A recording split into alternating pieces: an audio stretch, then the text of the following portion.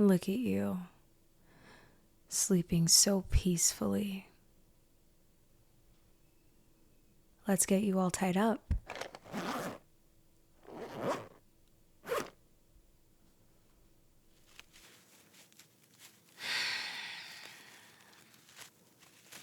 There we go.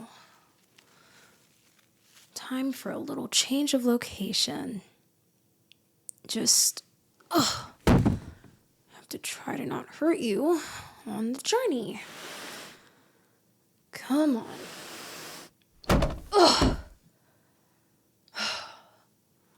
There.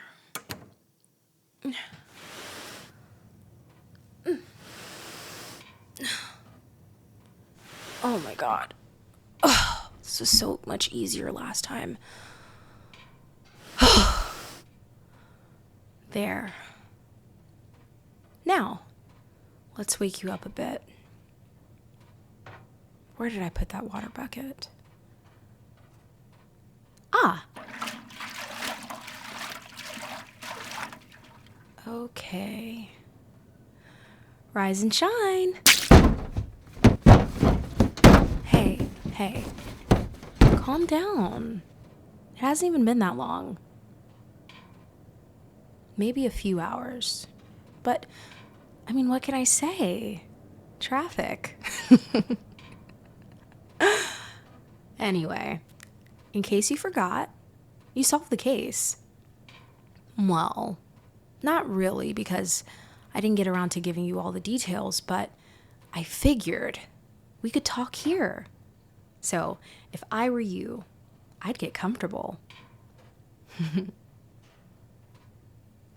Wait, what's wrong? Oh, your head? Does your head hurt? Yeah, about that. I might have bumped your head a little on the way down to the basement. Sorry about that. Total accident, I promise. But never mind that. We've got a lot to talk about. I mean, unfortunately, I don't have all day. I have to get back to the precinct. We have actual cases to solve, so... Where do I even start? Ooh. Okay, so earlier, remember how I said that we'd need a few drinks? Well, I think you've had more than enough, so... That May 28th, 2017 case. Yeah, his name is Dan, and Dan is what I'd call an acquaintance. Definitely popular, but not in the way that people idolized him. More so just being one of the cool guys, if you will. He was a few years older than me. He was a senior while I was a sophomore, I believe. I was like 15, and he had been in high school for a while, so he was like 19, you know.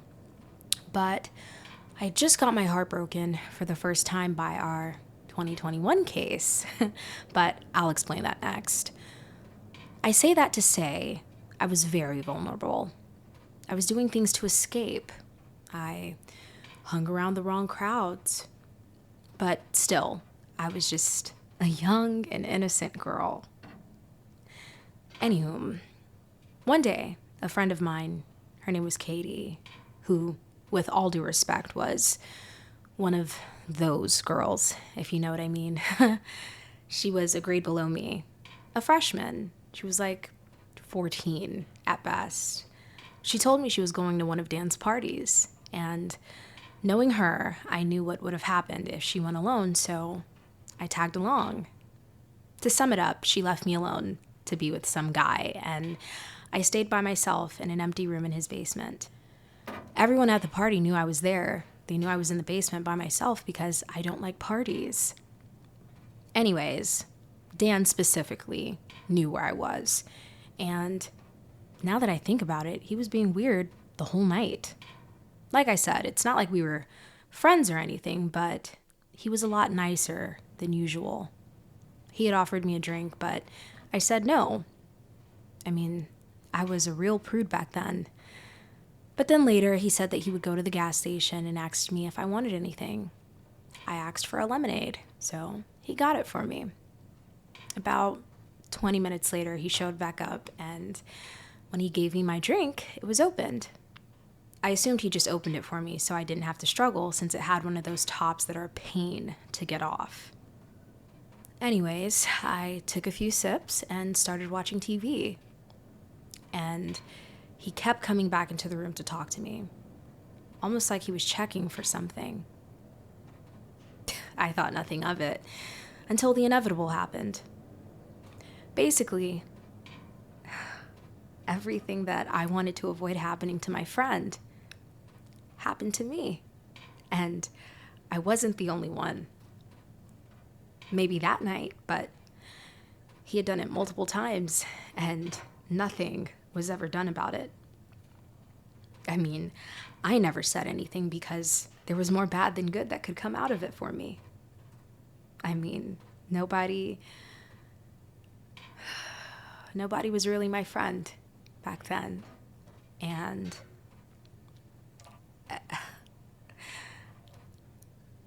I'm sure people would have loved to hear what happened to me that night.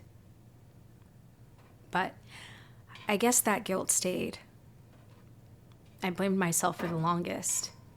I even tried to hurt myself. About 2 weeks after my attempt, he was arrested for possession, so I waited. Rumors spread like wildfire. Nobody really believed I would consensually hook up with anyone.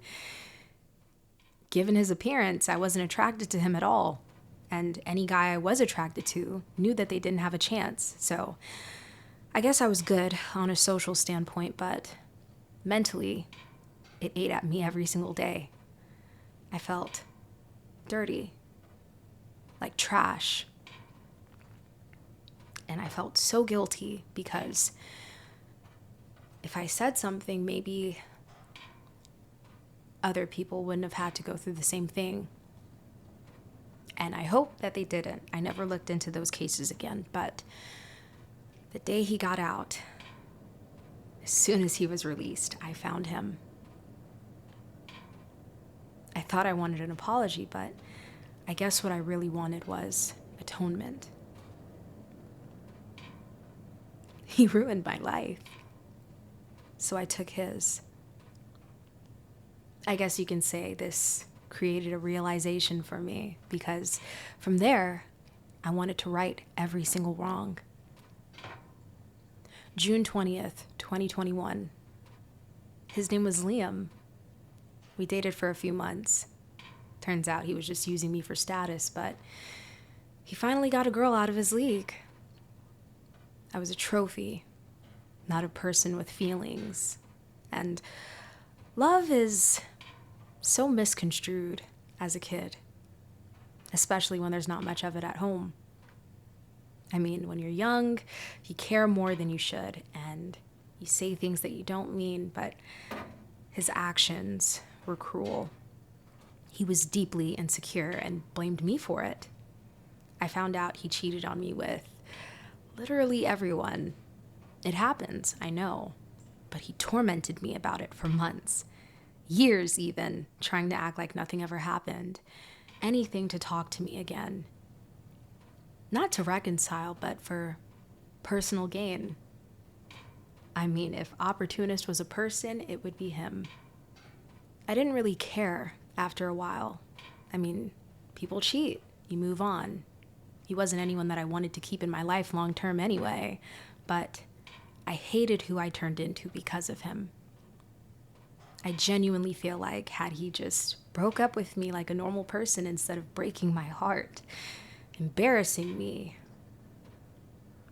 humiliating me really, I would have never befriended Katie or ended up at that stupid party. So one night, I simply messed with his brakes. I thought, if he survives, he survives. And if he doesn't, oh well. It was personal, but not passionate. I thought he could either be traumatized or gone. Either way, his life takes a turn, just like mine did. I stayed alone for a few years after both of those incidents. Until one day, when I met Dean, he was a breath of fresh air. I mean, meeting him was a total accident. We were at the beach, and the second we locked eyes, I thought, maybe I finally had a chance at happiness. I could tell that he was going through something heavy. He told me he had just gotten out of a relationship a few months prior with... Oh, come on. You got this. Go on, say it. Yup, you guessed it. A rich canyon girl. I'm sure you're wondering how they got tied into this, but I assure you, it had nothing to do with jealousy. I've never really been the jealous type, especially of other people. I mean, we had completely different lives. She had a huge family. I didn't. We were both two successful women. She was a nurse. I was in law school. Only difference was the optics of it. I was self-made, successful, and she was nepotism. The girl who has it all and the girl who got it all for herself. To me, I was the pity choice, and I hated it. For years, I felt like the only reason that he was with me is because she moved on. It's not a fun feeling. And I never understood why he couldn't let her go. So I figured I'd help. Around the time we began talking about getting engaged, she broke up with her longtime boyfriend. They started following each other again on social media. And to my knowledge, she had him blocked. So she initiated contact. After that, he was acting a little different towards me, as if I had not been his everything for the past 3 years. And I mean, I wasn't going to let him go. Let her take him from me. And I mean every word when I say this. She was nothing to me. I never hated her or even disliked her. I felt nothing. She was just, I don't know, something hindering progress in my relationship, so I took care of it. In a way, I felt like he was ashamed of me. I mean, he'd post her when they were together, take her around his friends and family.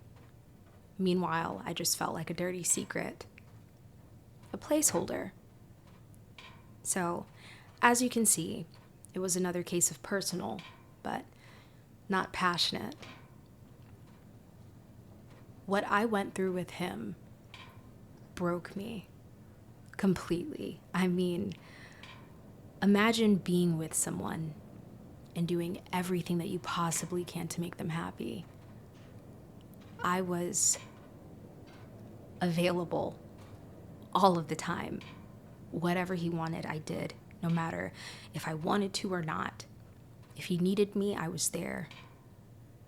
No matter what, I was there. And he knew that. I was perfect. Completely. And it still wasn't enough. The only thing that I can think of is he wanted her because she looked better. Not physically, but to everyone else, it made more sense. I mean, they grew up in the same area. They have the same friend groups.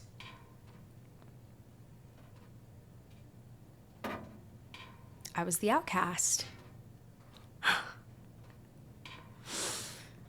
But I'm not going to get emotional right now. One night, I'm looking at her social media, and I see that she's at a local bar, so I showed up. He never showed me off, so she didn't really know what I looked like, which made everything a lot easier, if I'm honest. So, to sum it up, I gave her the same drink I gave you. And that girl can drink. Polar opposites, I tell you. She was the life of the party. And party she did. It was drink after drink after drink. Total sweetheart. I could definitely see what he saw in her, but she wasn't me. Once I saw the effects taking over, I asked her if she needed a ride home. She said yes. So instead of taking her home, I took her to a canyon. Just a little push, and that was the end of it. Here's where I tell you how you got here. Look, I admire your ambition. I truly do, but you just had to keep digging. I mean, if the case was cold, just let it be. Focus on your task, like I told you to. Focus on your task. But you just couldn't do that, could you? You finding out they were together was enough to start looking for a suspect. It would have been enough for a judge to unseal those documents, and if that were to happen, I wouldn't get away with it now, would I? Not only would it have made me look bad at my job, but I'd go to prison, and they'd definitely throw away the key after everything that I've done. But I'm paying for it every day by helping others, and you sticking your nose into that would ruin me. If you found out about their relationship, it's only a matter of time till you find those sealed documents. Oh, and about those. Don't worry, I'll tell you about them too. Mary and Elizabeth Gates. Mary was my mother. Elizabeth was my sister. In any case, we look at the closest to them first. If I didn't completely lose control with them, I would have had a lot more trouble getting those sealed. So, to answer your question from earlier, honestly, they are Jane Doe's because there was nothing to find. Just barely any bone to work with. Only thing that they could really uncover was age and gender. Luckily, I was given the case. Total draw of luck. Especially with the city limits thing, I really got lucky there. But I'll have you know, both were well-deserved. Both narcissists. Not what Gen Z and pretty much every millennial who is chronically online would call a narcissist, when the term that they are actually looking for is a terrible human being. My mom and my sister were diagnosed. And my mother was the furthest thing from a saint. She was abusive in every way, and no, I don't want to talk about it. My sister was just a younger version of her. They were the last people to atone for what they did to me. So, all separate, but all personal. Surely, now you can see that this isn't like our typical serial cases.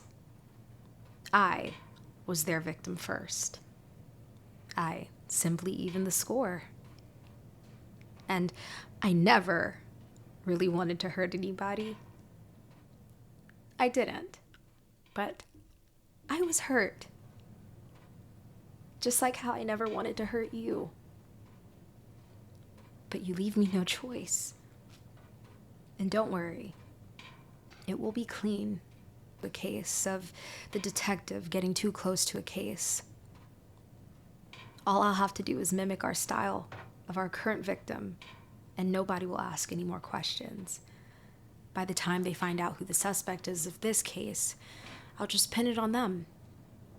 And I'm sure they'll take the bait, especially since our current suspect has a superiority complex. They would take credit for a copycat because they would never want anyone else to believe that their work could be replicated. You want to know the rest? What do you mean? I already told you everything.